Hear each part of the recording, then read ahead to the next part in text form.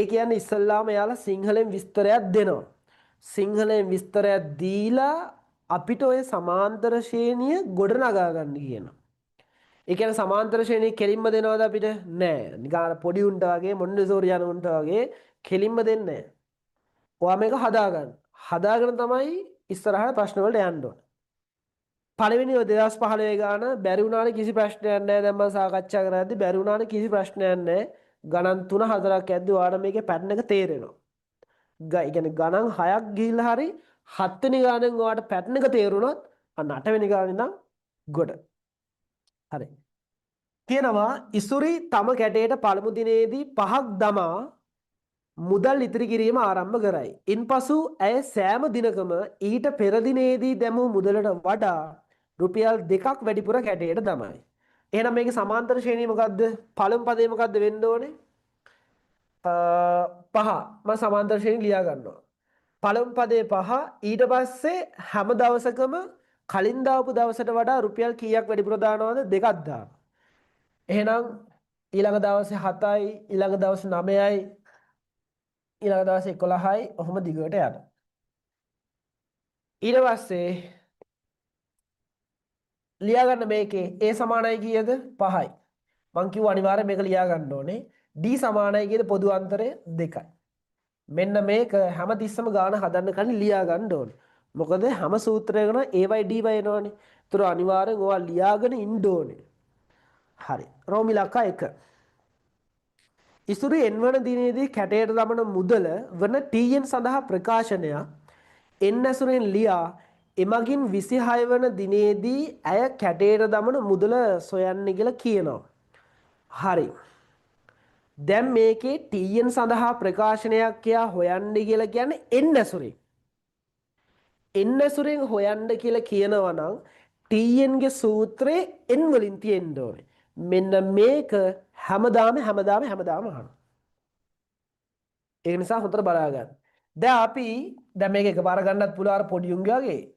එහෙම නැතුව අපි 11 වසරේ යමු. මට කියන්න අපි TN සඳහා සූත්‍ර කීයක් දන්නවද? විකාර කරන්න එපා එකයි දැන්. මොකද්ද? TN සමානයි A ධන n ඍණ 1 වතාවක් D. ඕකනේ අපි දන්න සූත්‍රේ. දැන් අපිට කියලා කියන්නේ අපිට කියන්නේ TN සඳහා සූත්‍රයක් n සුරෙන් දෙන්නලු. එතකොට AY DY මොකද කරන්න ඕනේ අපි? අයින් කරන්න ඕනේ. හරි ඉතින් අපි AY DY අගයන් දන්නවනේ. එහෙනම් A ටයි D ටයි මේ තියෙන අගයන් ආදේශ කරලා n හොයමුකෝ. මේ n සුරෙන් හොයමු. A ට දාන්නේ කීයද?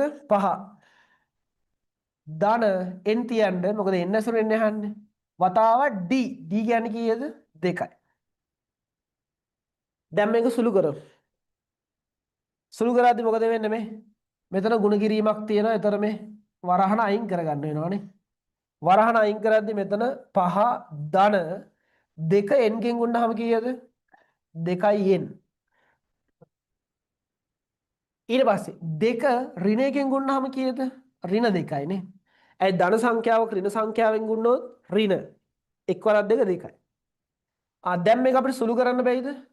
2යි n 5 ඍණ 2 5ෙන් 2 කරනවාම කීයද? ධන 3යි. අන්න TN සඳහා සූත්‍රයක් n ඇසුරෙන් ඉදිරිපත් කරා. ඉතින් සරලයි. මෙන්න මේ ගාන මේ විදිහට හදන ගානක් අනිවාර්යෙන් O level වලට එනවා. ඇයි දැන් මම මෙච්චර කියන්නේ මේක එනවා කියලා? තියෙන නිසා කියන්නේ.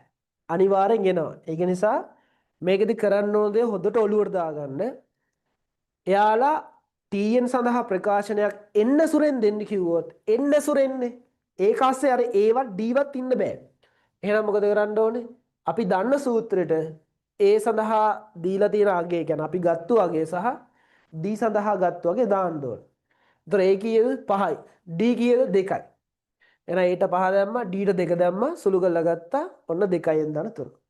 හරිනේ? මේක තේරුම් නැතේ ඉන්නවනම් කියන්න මොකද මේක දන්නේ නැත්නම් මෙතනින් එහාට ගිහිල්ලා වැඩක් නැහැ. මේ වගේ ගානක් හැමදාම එනවා එනවද කියලා දැන් මම බොරු නම් කිව්වේ අපි ඊළඟ ගාන බලමු. wait. හරිද? මම ලියාගෙන වෙන වෙලාවක් දෙනවා විනාඩි 2ක් 3ක් දෙන්නම්. වැරදි තියෙනවා නම් පොඩ්ඩක් හදාගන්න. හරි. ඊළඟට යන් අපි රෝම ඉලක්කම් දෙකට. රෝම ඉලක්කම් දෙක. මොකක්ද කියන්නේ? n වන දිනයේ අවසානයේදී කැටේ තිබෙන මුළු මුදල වන SN සඳහා ප්‍රකාශනයක් එන්න සුරෙන් ලියා එය සුළු කිරීමෙන් SN සමානයි මෙන්න මේක බව පෙන්වන්න. මේක හොඳට ඔලුවට ගියා නම් මේ ගාන හදපු විදිය හොඳට ඔලුවට ගියා නම් ඔයාට මේ රෝම ඉලක්කම් දෙක නැති. ඇයි එහෙම කිව්වේ? දැන් මේක කිව්වා TN සූත්‍රය අරගෙන ඒක එන්න සුරෙන් දෙන්නලු. මේකේ දැන් සුද්ධ සිංහලෙන්ම කියනවා පුතා SN සූත්‍රයට, ඒ කියන්නේ SN සූත්‍රය එන්න සුරෙන් ලියන්න. මේකම තමයි. SN සූත්‍රය ලිව්වා Aටයි Dටයි දීලා තියෙන අගයන් ටික ආදේශ කරා. බලන්නකෝ මේ එන්න ඕන උත්තරෙත් බව පෙන්වන්න ගිහිලා බව පෙන්වන්න කියලා කෙලින්ම දීලා තියෙනවා. බව පෙන්වන්න තියෙන ගණන් වල සතුටු ආරංචිය තමයි දුක්ඛිත ආරංචියකුත් තියෙනවා. ඔයා දායක සුළු කරලා ඔයාට මේ උත්තරේ ආවේ නැත්තම් පොඩ්ඩක් හිත හදාගන්න වෙනවා. වැරදීනේ. දැන් බව පෙන්නන්න නැති ගණන් වල නම් උත්තරේ මොකද දීලා නැති හින්දා ඔයා දන්නේ නැහැ පේපරේ හරිද වැරදිද කියලා. හැබැයි කෙලින්ම මේ උත්තරේ එන්න ඕන නම් වෙන උත්තරයක් ආවොත් පොඩ්ඩක් ඉතින් නේ කන්ෆියුස් වෙන්න එනවා. හරි. SN සූත්‍රය දාන්න SN සමාන n බෙදීම 2 වතාවක් 2යි a ධන n ඍණ 1 වතාවක් d. එතකොට අර SN-ට අර a ධන l සූත්‍රය දාන්නේ මෙහෙම නෙවෙයි. ඒ කියන්නේ ඒක සුවිශේෂ අවස්ථාව. ඒක දාන්නේ අර අවසාන පදේ ගන්න ඕන විතරයි. හරිද? නැත්නම් හැමදේශම පාවිච්චි කරන මේ සූත්‍රය. හරි. දැන් SN සඳහා සූත්‍රය අපිට මොකක් ඇසුරෙන්ද දෙන්න කියන්නේ? n ඇසුරෙන් නේ. එහෙනම් a ටයි d ට අදාළ අගයන් ටික ආදේශ කරමු. එහෙනම් SN සමානයි n බෙදීම 2 වතාවක් 2 ගුණ කිරීම a. ඒ අපි දන්නවා 5යි. ධන n ඍණ 1 වතාවක් d. d කියන්නේ කීයද? 2යි. දැන් මේක සුළු කරන් දන්නේ නැත්නම් කරුණා කරලා හිත හදාගන්න එනවා. ඉතින් කරන් දෙයක් නැහැ නේ ඉතින්. n බෙදීම 2 වතාවක් මේක සුළු කරන් දන්නේ නැහැ කියලා කියන්නේ 7-8 නෑ ඉතින්. මට කරන් දෙයක් නැහැ. දෙවරක් 5 කීයද? 10යි. ධන මේකෙත් අර විදිහටම සුළු කරන්න මේ. 2 n ගෙන් ගුණනහම 2යි n ගුණ කරන්න. 2යි n ඊට පස්සේ මෙතන එනවා ඍණ 2යි. ඕනනම් මේ කෙලින්ම දෙකක් අරගෙන එහෙම ගන්නත් පුළුවන්. ඒ කියන්නේ මෙතනත් මේ පද දෙකක් නේ තියෙන්නේ. මේ පද දෙකේම දෙක පොදුයිනේ. දෙක පොදු කරගත්තොත් මේ දෙකට මේ දෙක කැපෙනවා. මේ දැන් මෙතන කොහොම ඒ කියන්නේ බැරිම කට්ටියක් ඉන්නවනේ. ඒක නිසාම වෙන්නේ කොහොමද කියලා කියන්නම්. දැන් මේක සුළු කරා යද්දී n බෙදීම 2 වරහන් 10න් ඒ කියන්නේ 2යි n 10න් දෙයක් කරනවාම කීයද? ධන 8යි. හරිනේ. දැන් ඔයාලට පේනවාද එතන n ධන 4ක් තියෙනවා. n ධන 4ක් තියෙනවා බෙදීමේ දෙකකුත් නැහැ නේද උත්තරේ. එහෙනම් මේ බෙදීමේ දෙක අයින් වෙන නම් මෙතනින් අපිට පොදුවට දෙකක් ගන්න පුළුවන් කියලා පේනවාද?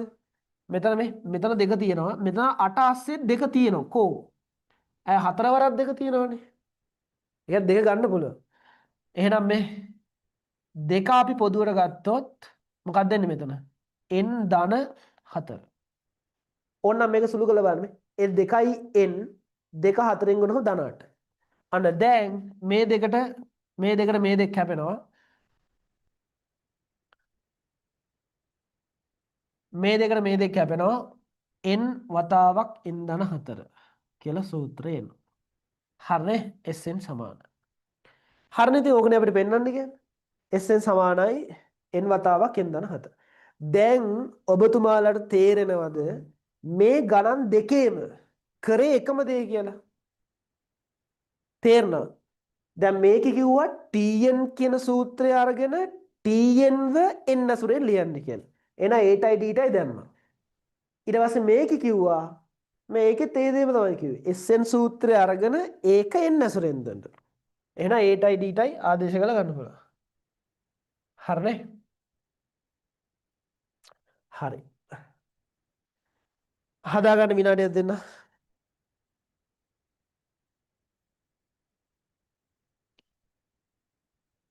පළවෙනි ප්‍රශ්නේ තව කොටසක් තියෙනවානේ.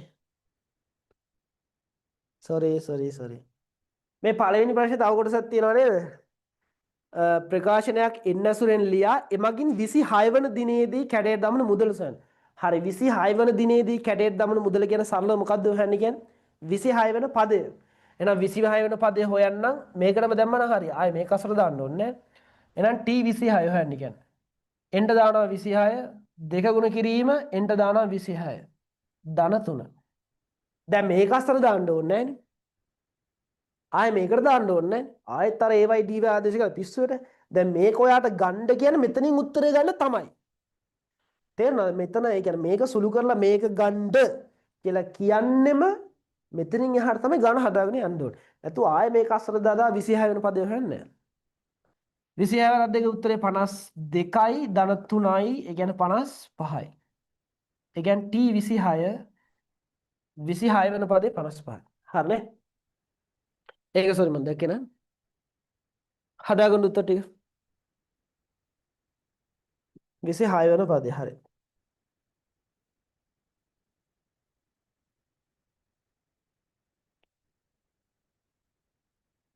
ඉක්මන් කරන්න අපි ෆෝමියුලා අකන් 3ට යමු.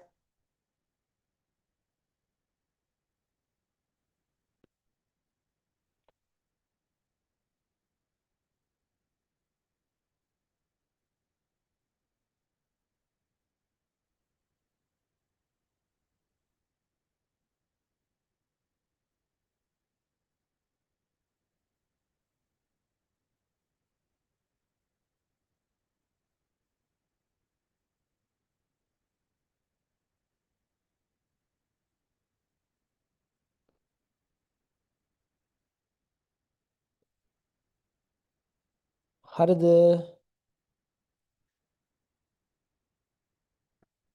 හරිනේ. ඊළඟට යන්න රෝමියුලා අකන් 3ට රෝමියුලා අකන් 3.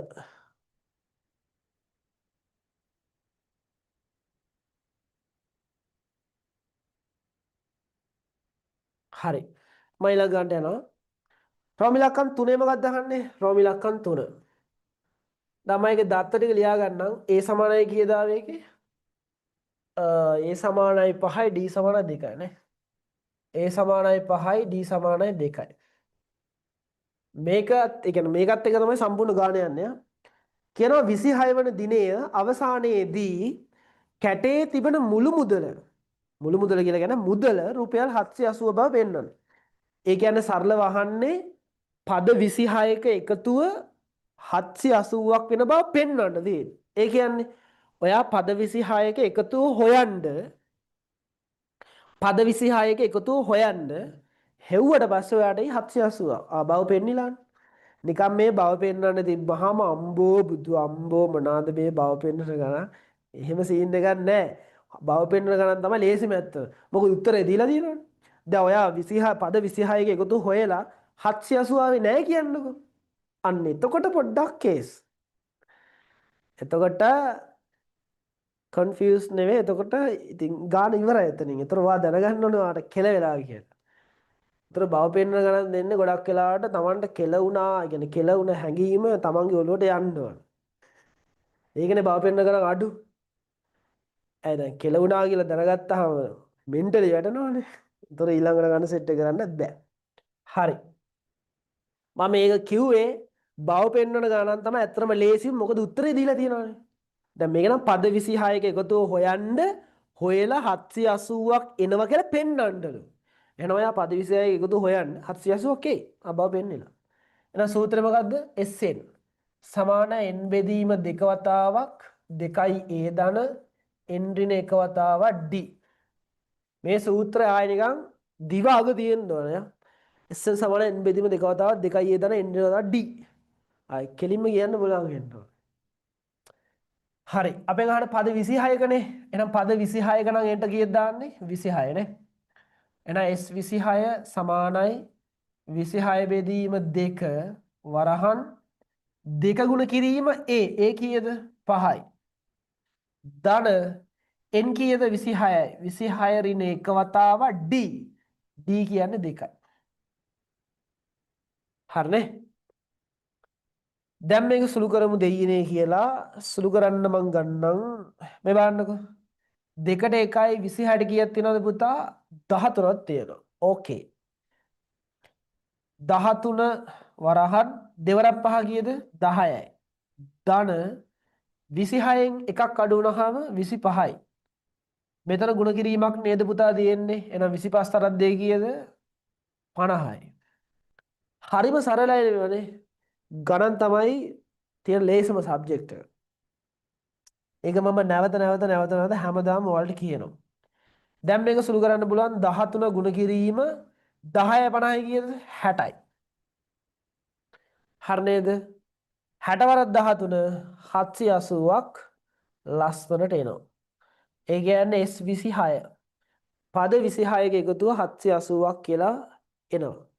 ඒ කියන්නේ හරි 780ක් බව පෙන්වන්න කිව්වේ. හරි ඉතින් බව පෙන්නලා.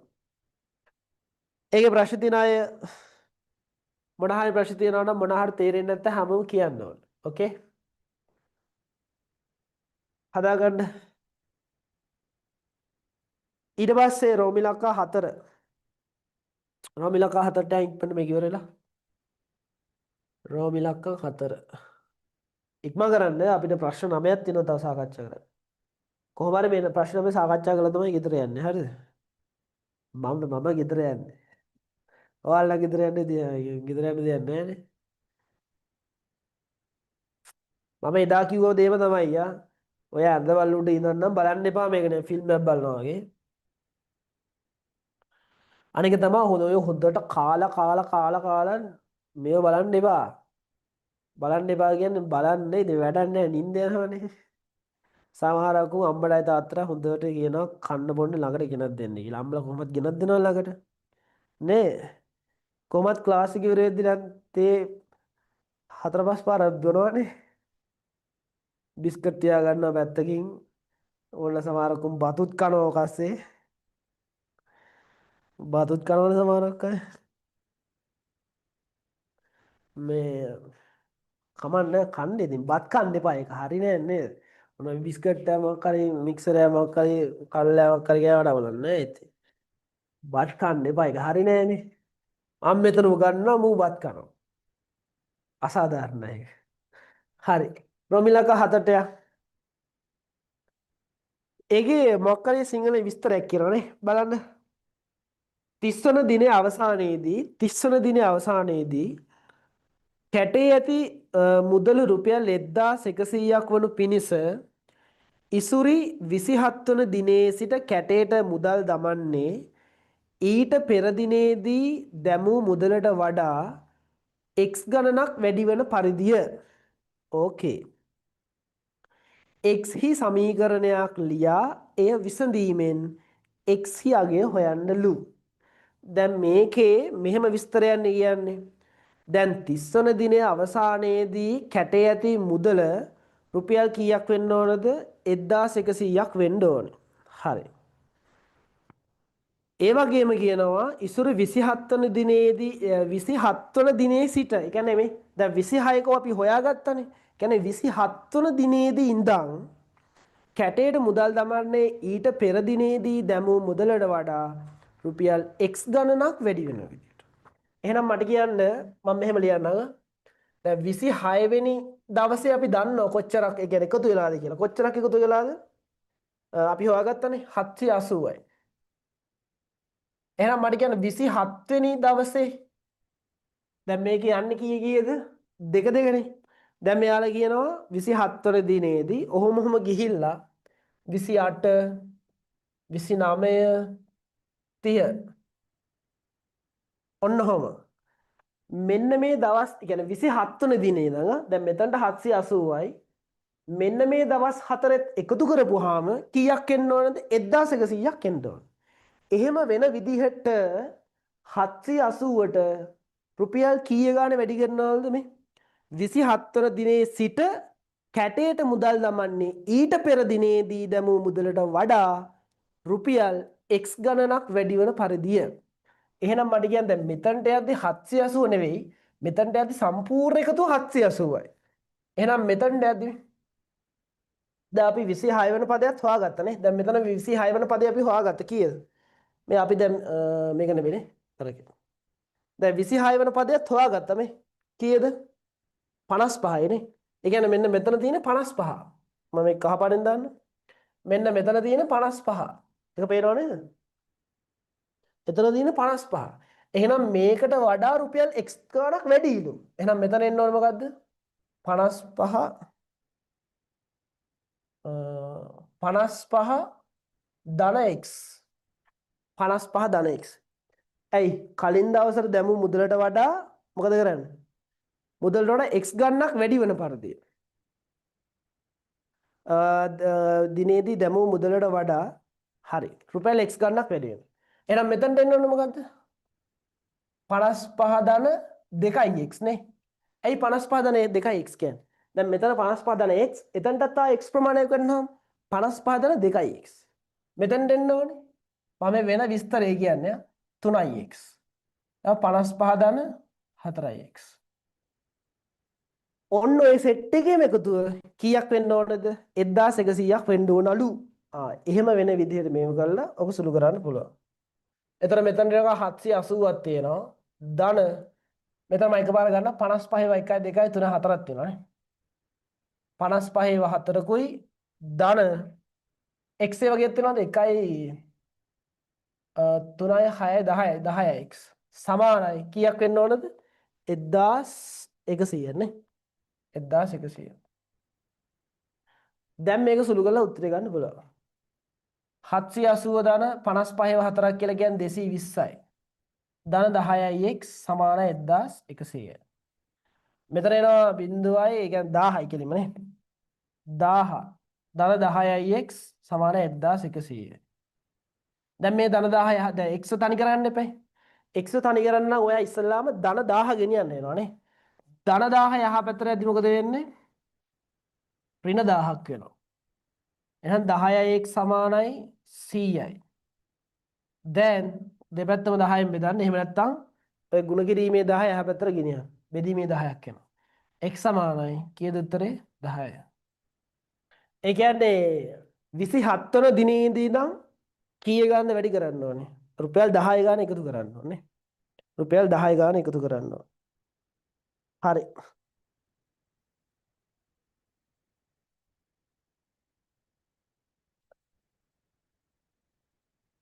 හදාගන්න. විනාඩි දෙකක් දෙන්නම්. හදාගන්න බලන්න.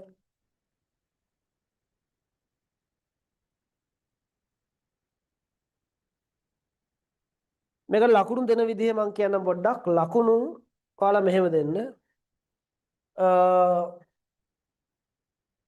මේක ගන්නවට ලකුණු 2යි. ඊට පස්සේ මේ පදේ හොයනවට 1 ලකුණයි. ඊට පස්සේ මේක ගන්නවට ලකුණු දෙන්න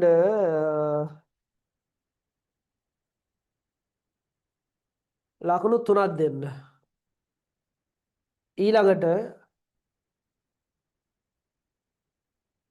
මේක ගන්නවට ලකුණු 2යි මේක ගන්නවට ලකුණු 2යි.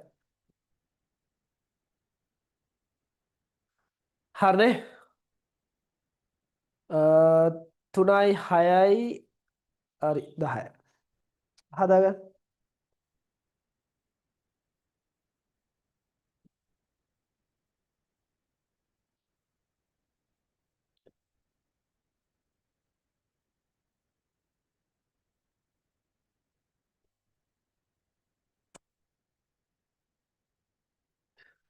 දැන් මේක x